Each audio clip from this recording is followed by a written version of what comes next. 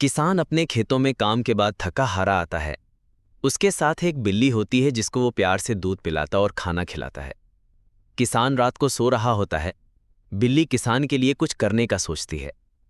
बिल्ली दौड़ती हुई समंदर के किनारे जाती है। बड़ी मेहनत से एक मछली पकड़ती है। बिल्ली खुशी खुशी वो मछली किसान के पास ले आती है और उसके सरहाने रख देती है।